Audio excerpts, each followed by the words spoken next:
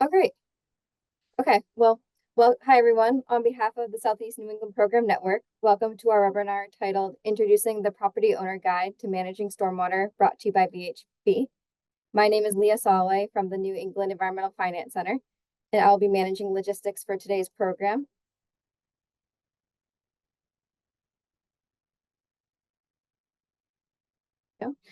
Before we get started, I'd like to introduce and provide you all with a little background about the SNEP network. The SNEP network's mission is to empower communities to achieve healthy watersheds, sustainable financing, and long-term climate resilience through the management of stormwater and restoration projects. The SNEP network focuses on building local capacity by providing no-cost trainings, webinars, and technical assistance to communities in the SNEP region. If you'd like to learn more, please visit our website, snepnetwork.org. And before we begin the webinar, there are a few logistics to keep in mind. First, everyone will be on mute to ensure audio quality. At the end of the webinar, there'll be a Q&A session. You'll be able to ask questions by typing them into the Q&A box on your Zoom control panel. We'll try to get to the clarifying questions during the webinar, but then we'll have a Q&A session at the end. We look forward to answering your questions, so please type them in at any time. And on that note, I'd like to hand things over to Teresa McGovern with VHB. Thank you, Teresa. Thank you. Just gonna share my screen. All right.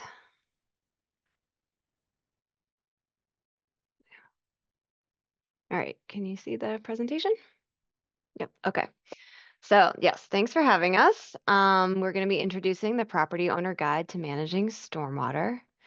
We'll go over a little bit of the context and need for this guide, and then we'll give a nice overview of the guide itself, stepping through it.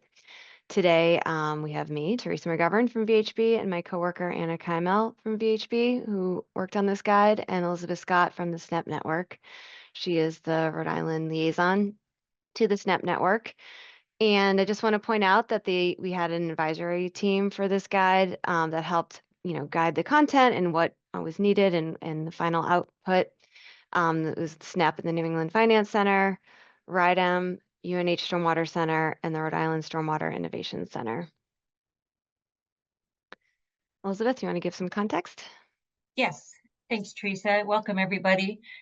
So as most of you know who are on this webinar, the current stormwater regulations under the Clean Water Act that affect existing developed areas really focus primarily on municipally owned roads and facilities and industrial facilities. But given the large expanses of impervious coverage and private ownership, communities need private property owners to also manage stormwater to meet their water quality and climate resilience goals and to mitigate flooding. Just by way of example, I provided this aerial photograph, which shows the impervious coverage. This actually is Spectacle Pond and Mashpog Ponds in Cranston and Providence, respectively. And everything that's colored in an orangey color is basically impervious coverage. So you can see if we were only focusing on controlling stormwater from roads that are either municipally or state-owned roads, or just industrial sites, there's a whole lot of impervious coverage that's not, the stormwater is not being managed under an existing permit. So that actual reality is really the impetus behind many of the petitions for residual designation authority coverage for under the Clean Water Act, that basically is requesting the EPA or whoever the governing regulatory entity is to extend the stormwater permit requirements to owners of properties having large impervious areas. That fact of this, that controlling runoff from roads and industrial facilities alone, that isn't sufficient to meet communities' water quality and climate resilience goals, is really the impetus behind why the SNEP network decided to take on this project and to create this guide. Next, please.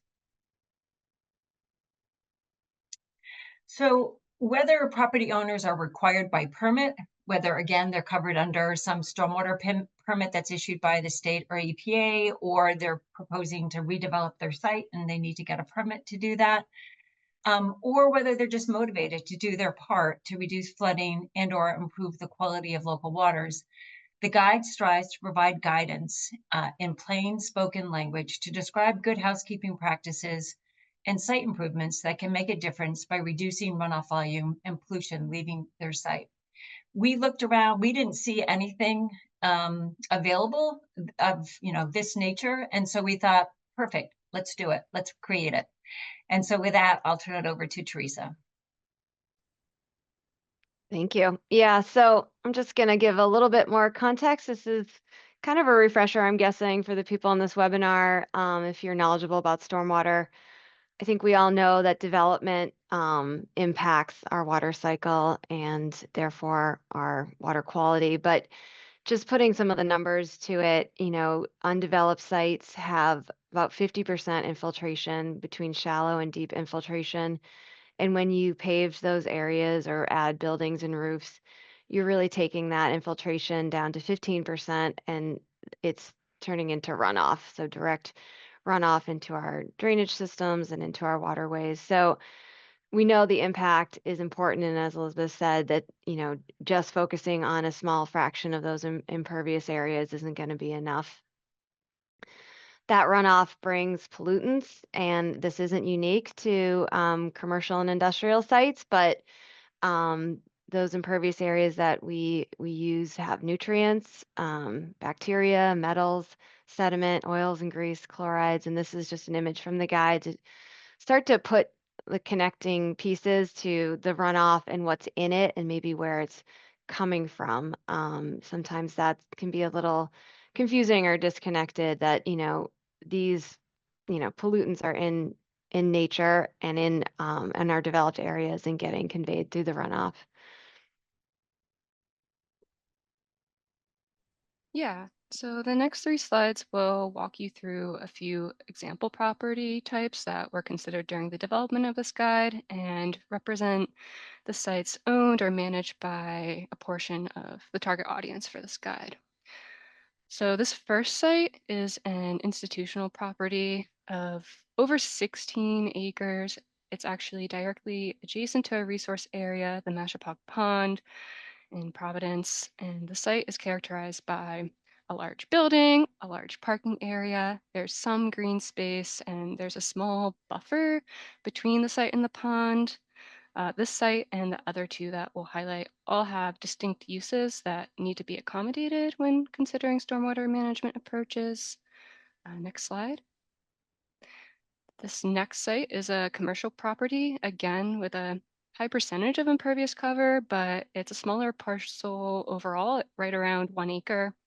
It's extremely constrained in terms of available space. It's also bordered by roadways on 2 sides and then a railroad on a 3rd side. It's actually in the same watershed, in the Mashapaug Pond watershed, but not directly adjacent or near the water body, and therefore there's likely a disconnection between the property owner and how their property impacts waterways.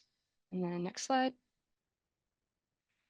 This last site is an industrial property, a bit over 5 acres, again with its own distinct use. It looks like there might be some loading docks in the northeast corner of the building. The building's large. There's a large parking area. Although we don't know when the aerial imagery was taken, it does appear that that parking area is largely unused, at least in this instant in time. The site has some green space, and it appears to be surrounded by other similar property types. So the property types this guide is targeting, they range in size, they range in uses, different site features and activities, but can be characterized by significant development. And you can go to the next slide. And now we're going to jump directly into the guide, walk you through the contents. I'll drop a link in the chat and Teresa will show you how to access it. Yeah, so this guide is on the SNEP Network's website. There'll be a link to it in this resource hub in the next day or so, and we do have a direct link to the guide now that we'll put in the chat. So you can access it and take a look starting now. So we're Yeah. going to step through this. Let me just get to full screen, and then Anna, you tell me when you want me to move. Yeah.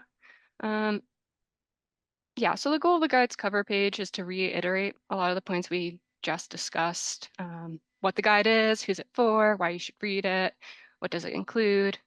Just a quick refresher, the guide's target audience is primarily large developed property owners and property managers, including those who may be subject to new regulations and those who aren't. As you're about to see, the guide provides education on stormwater impacts, how development contributes to these impacts, and provides simple measures property owners can use to address these impacts. So let's dive in.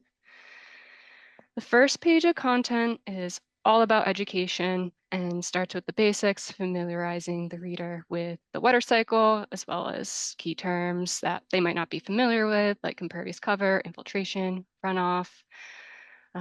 As discussed earlier, during our discussion of why this guide is needed, this page educates the reader on the impacts of development and associated increases in impervious cover and how this impacts the water cycle.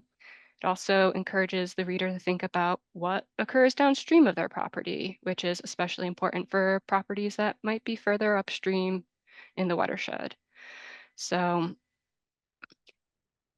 yep, next slide.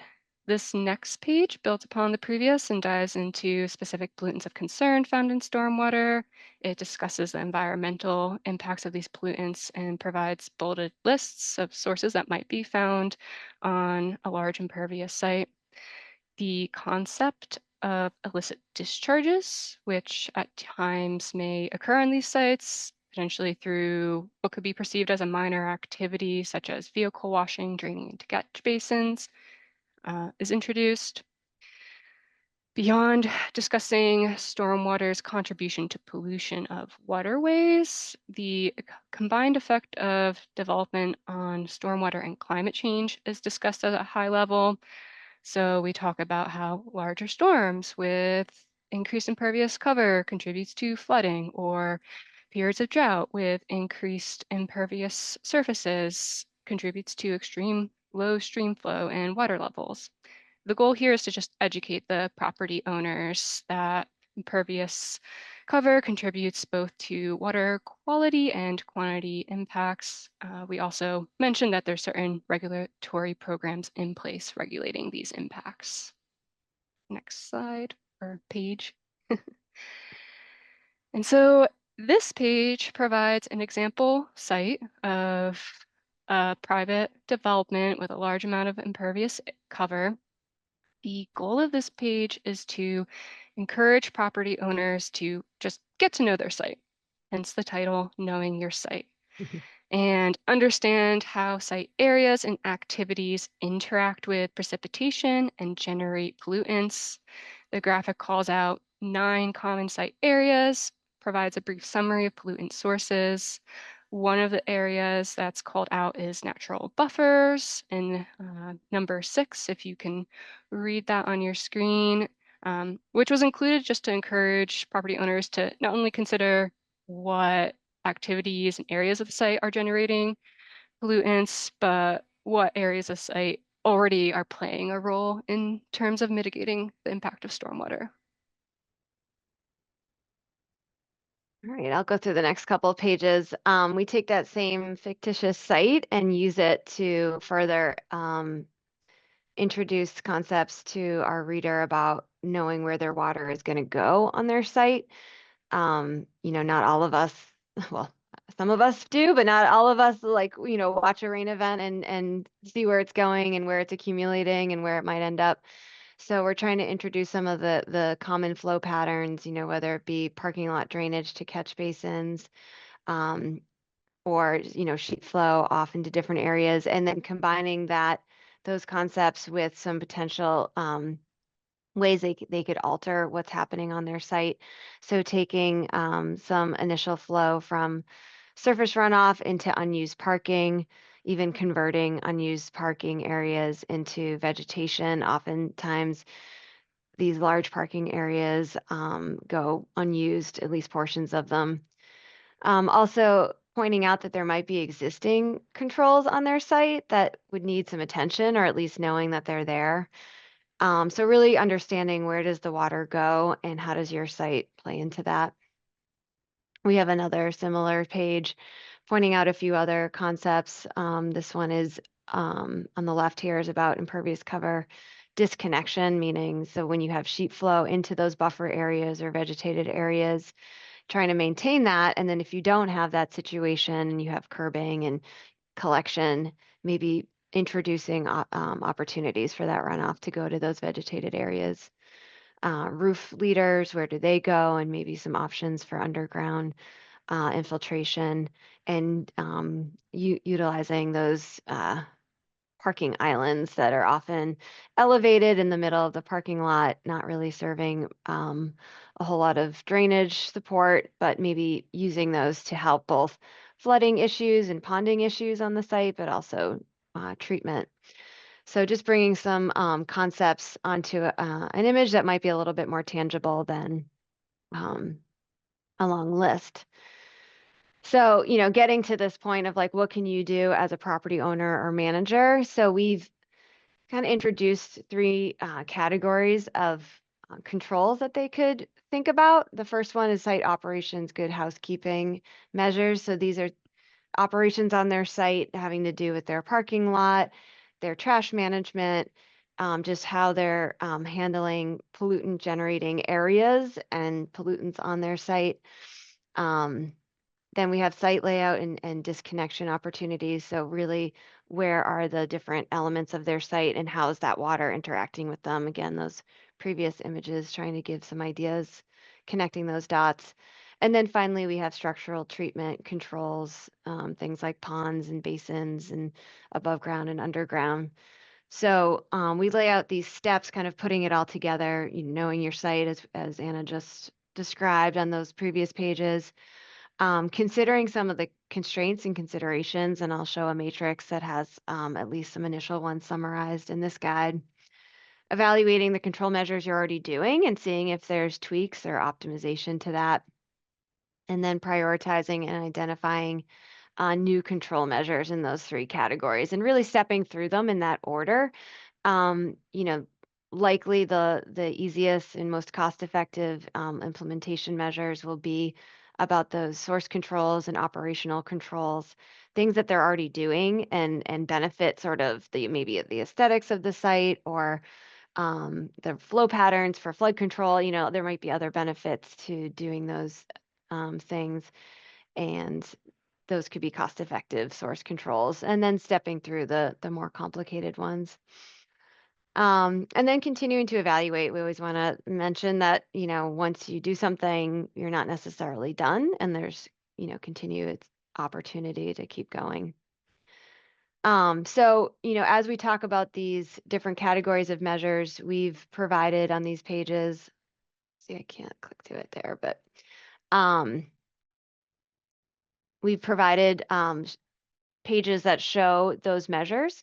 We have an image of the measure, a brief description of it, and then some linked resources for additional information, usually like a fact sheet or some additional guidance on how to implement that measure.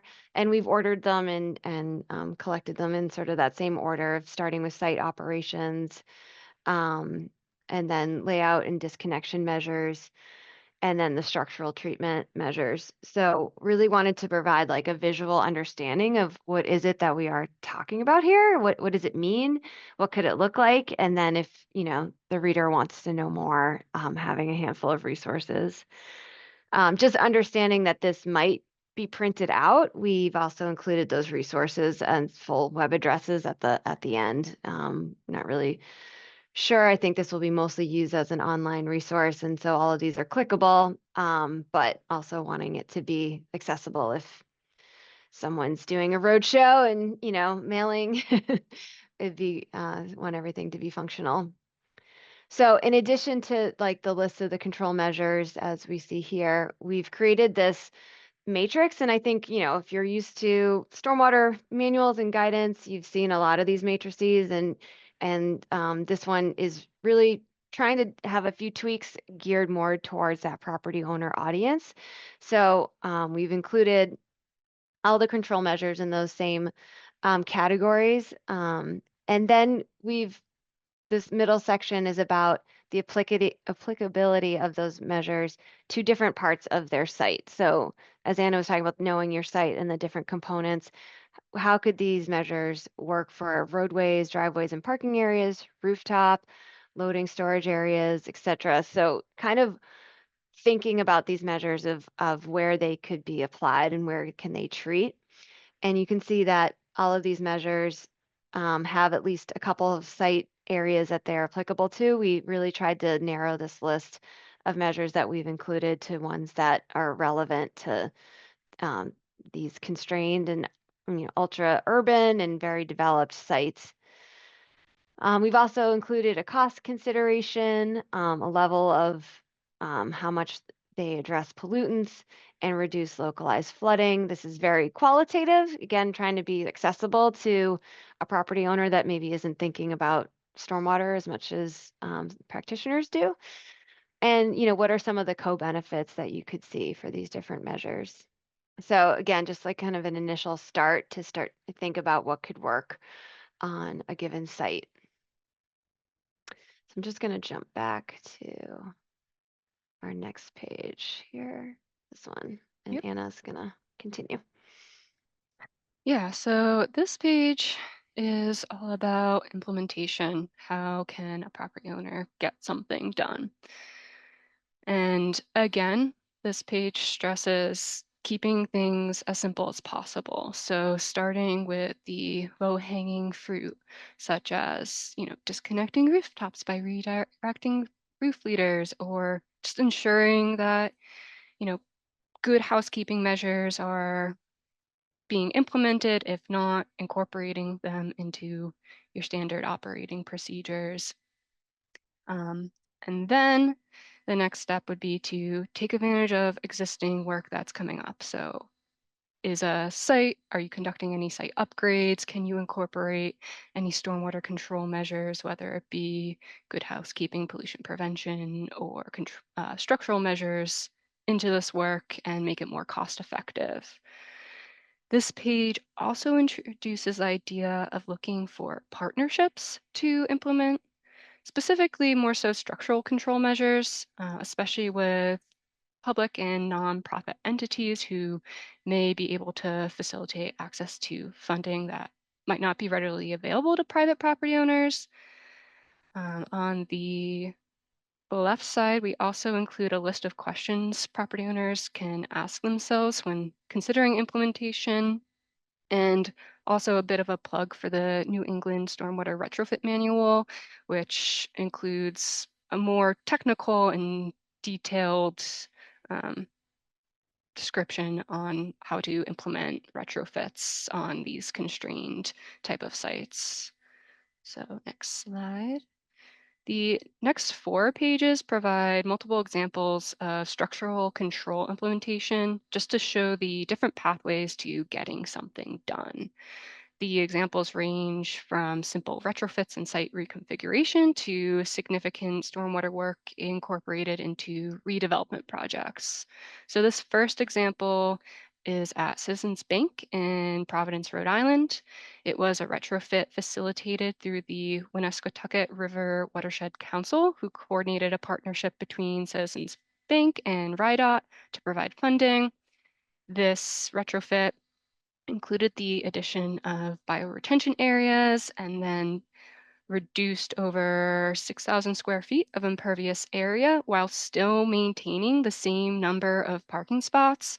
So this is a great example of how a site can be reconfigured to manage stormwater while still meeting the specific site uses. So next slide. This next example is also in Providence, Rhode Island, and includes a partnership, again, with the Woonasquatucket River Watershed Council and Farm Fresh Rhode Island to secure funding from multiple different sources. Farm Fresh Rhode Island redeveloped this property and took the opportunity to include significant stormwater treatment measures. They included subsurface infiltration below the parking lot. They also included a bioretention area in the green space between the lot and the road. While this is an example of a larger redevelopment, stormwater controls were implemented in a strategic, cost-effective way, and just shows how this redevelopment can be leveraged for more significant stormwater work. We also have 2 other examples that we encourage you to review, but I believe with that, we've wrapped up our walkthrough of the guide, unless, Teresa, you have anything else to add, but we're happy to take any questions. I know there were some that were dropped in the Q&A. Yeah, no, we just wanted to give a quicker overview and let any questions kind of drive any additional presentation or discussion. So happy to see what the questions are, and we can go through that. Yeah, I could walk through what they are and then you can answer them. I'll take them in the order in which they came in. So this one's asking, is there funding available to those private property owners who find suitable action measures in this guide?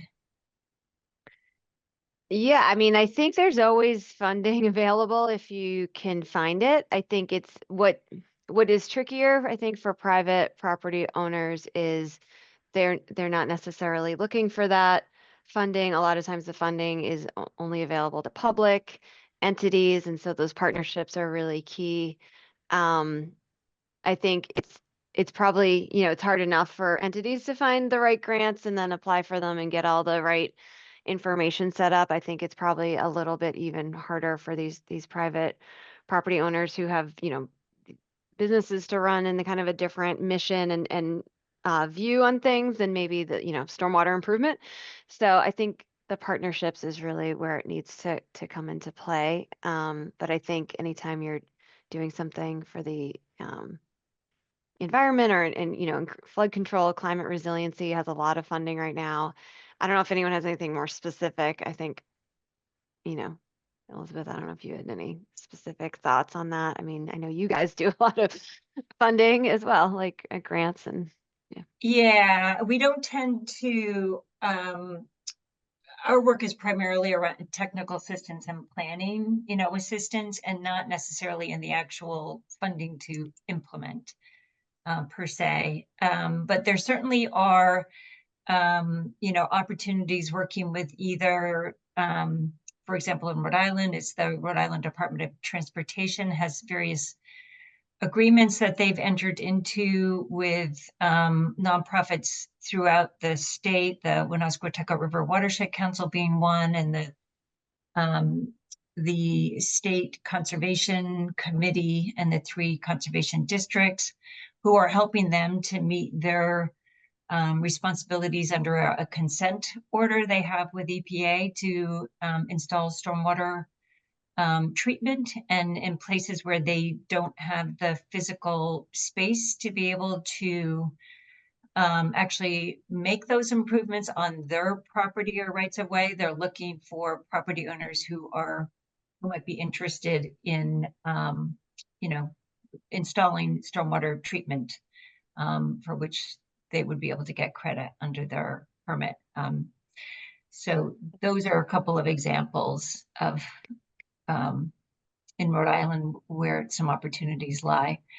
I think also like there's going to be more and more municipalities that are looking to do that as well, just because of the similar MS4 requirements and just, everyone's kind of moving towards the same watershed goals that, just finding the available space and working together to make it happen might provide funding opportunities or at least agreements of some sort. Oftentimes the maintenance is another thing that is a cost and also just something like I wouldn't say a burden, but something to have to pay attention to, and some entities are better suited to dealing with that regular maintenance at a certain location than others. So like there's different ways in addition to just funding to like find partnerships and agreements. Yeah, absolutely. The next comment we had is a comment, not a question, and it was from Judy Rondeau, who just pointed out, and I think you all have access to the Q&A Mhm. So you can see it, but I will also copy this link and put it into the chat in case anyone's having problems seeing it. But Judy pointed out that the Eastern Connecticut Conservation District published a stormwater management best management plan guide, best management practice guide manual for multi-unit residential communities this past summer. So I will copy that and put that into the chat just for those who don't have access to the Q&A. That's great.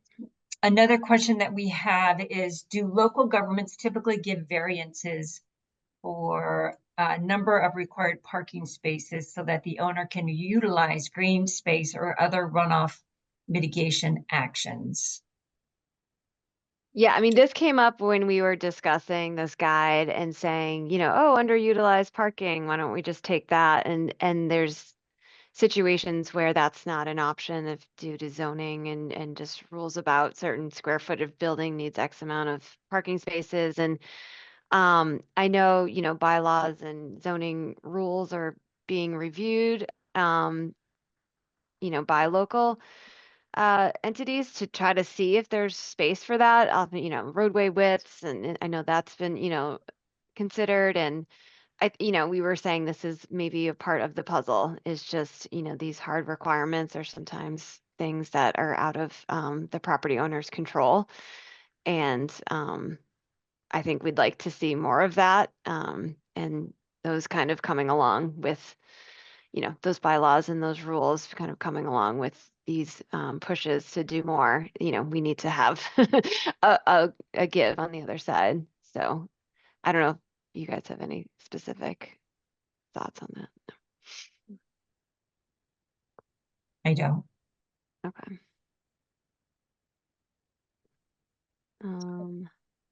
There's one that is, what are Tory programs from located? I don't know what that means. Sure what that is. G. Staubach, if you want to rephrase your question, we'll take a stab at it, but unfortunately we're not sure what you're referring to.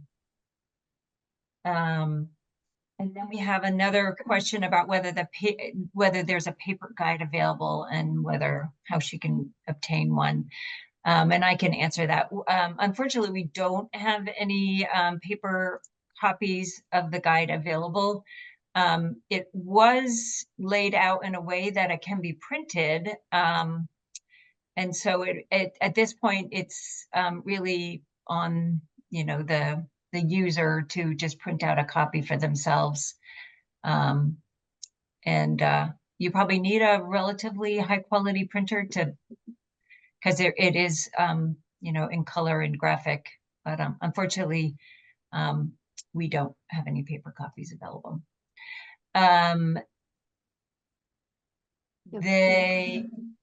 Let's see, going back, so G. Staubach, who asked the question that we couldn't decipher, it said Anna mentioned them, but she may have been talking fast.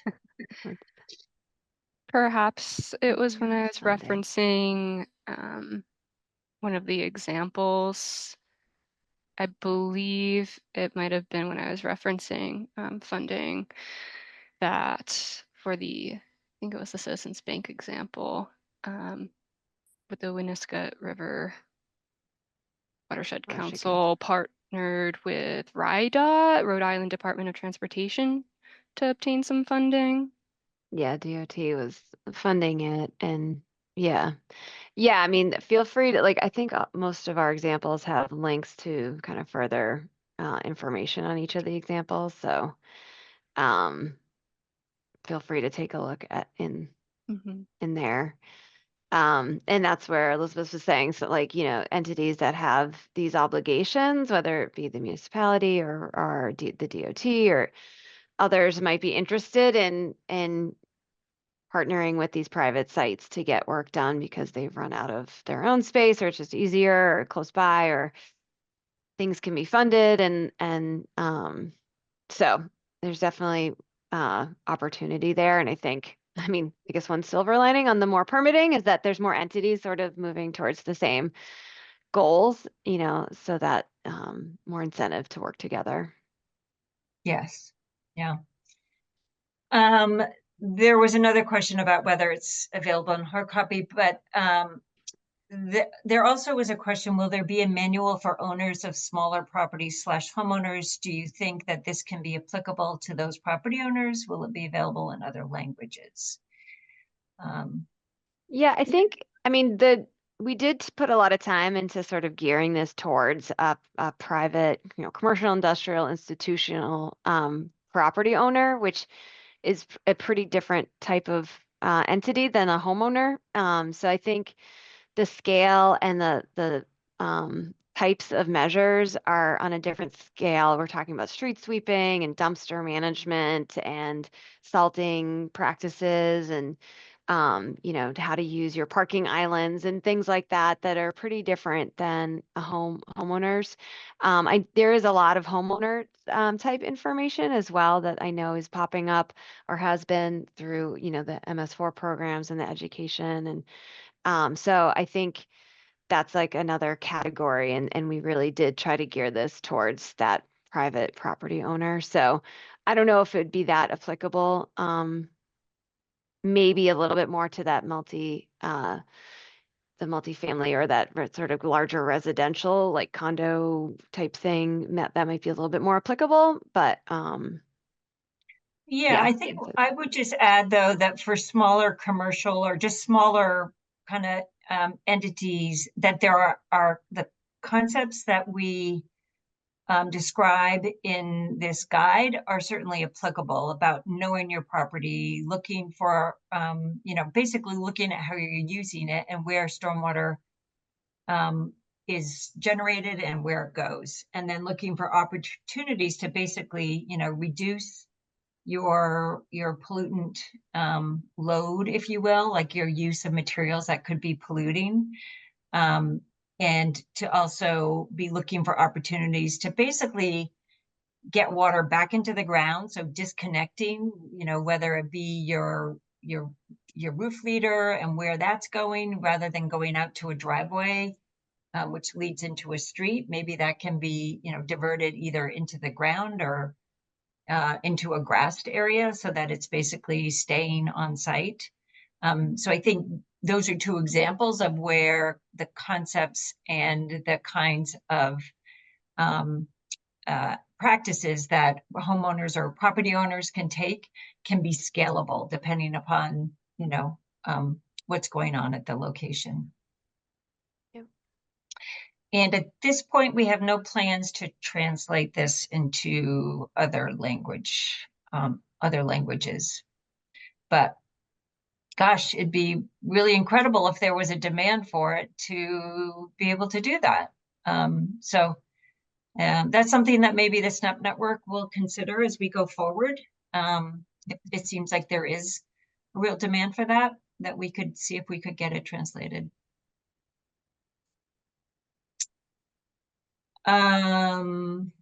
Let's see. So digging down into the intended audience, who do you think will get the most out of this manual?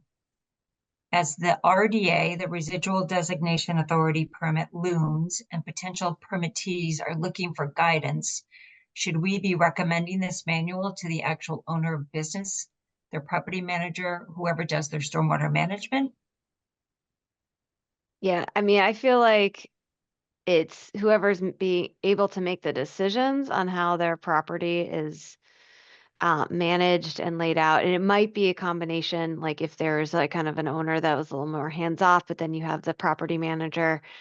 It's and then they might have even contractors that come in and do other things like salting and sanding or snow removal or something. So, these measures kind of, if those are all different people, they address different roles. So, I mean, anything that has to do with the redevelopment or like a major layout change or development, I would think the owner would have to be part of that. But then some of these measures are more operational in nature and just optimizing them and tweaking them and making sure they're done properly, like vehicle washing and loading dock, management and whatnot. And that could be the property manager if that's someone different. And then like I said, sometimes you have these external contractors coming in doing some of this work too. So, um, depending on how that, again, the scale of the property might be all the same person, right? Or it could be, multiple different entities. So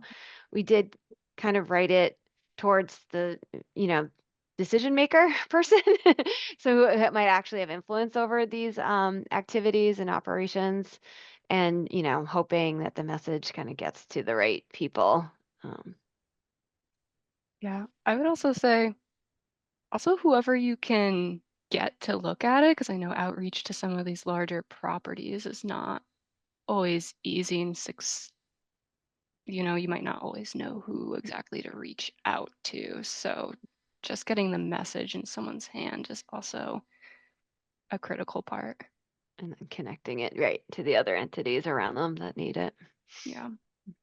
Yeah, and I will just add that really what we in preparing this guide, we weren't in any way trying to necessarily represent that you do this and you will meet your if you have a residual designation authority permit, just follow everything here and you're all set. I mean, those permits will be pretty prescriptive, I'm assuming. And so this should be complementary to what is required, and hopefully it is written in a way that is easily accessible to those who might be responsible to implement what a permit is requiring. But and that really, we were really just trying to kind of translate, if you will, what tends to be pretty technical information to make it just that much more accessible by using lots of graphics and plain spoken language. So I think that certainly, it can be if, you're a watershed organization or an entity that works with property owners, hopefully you will find this useful in your outreach efforts with those property owners to, be able to give them some advice, some direction as to what they can do to minimize their impact on either flooding or water quality issues. So I think that one. And let's see.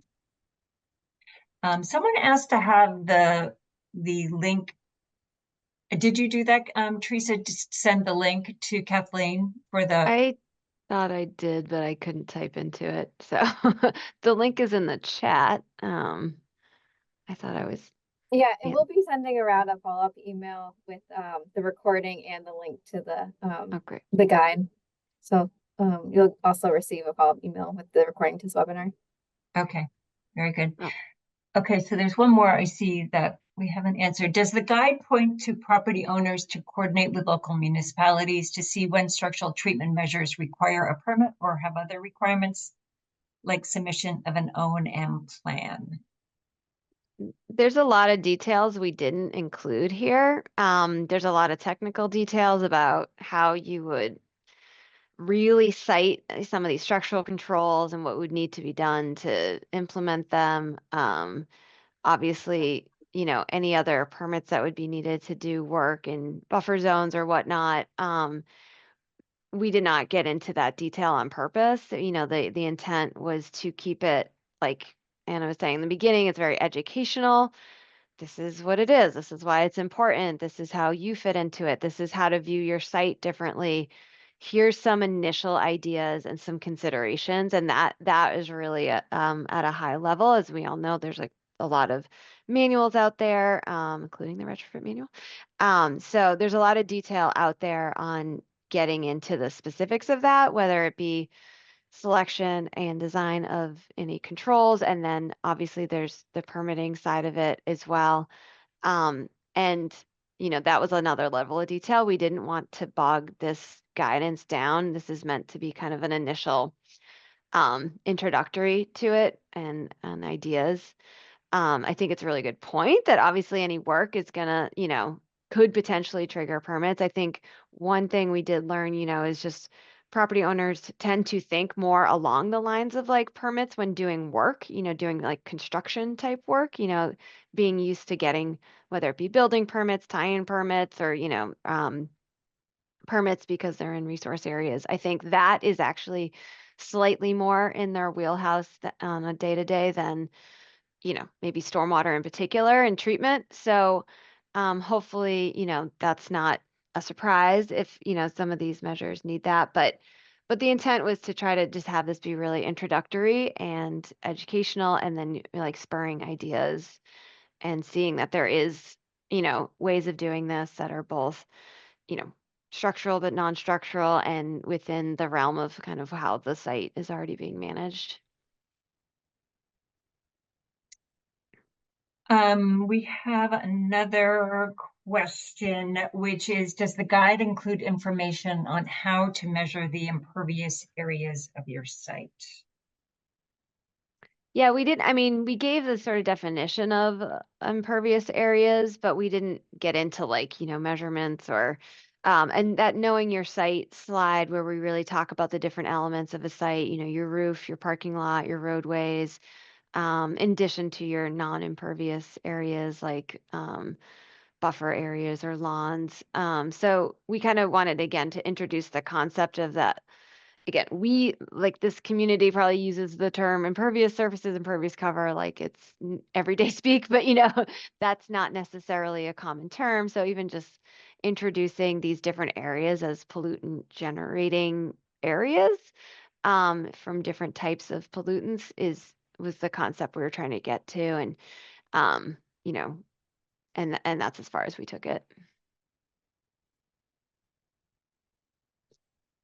Okay, I don't see any other open questions. If somehow we have either I missed your question or we didn't completely answer your question or something just popped to mind, just go ahead and jot it in the Q&A and we will take it right off.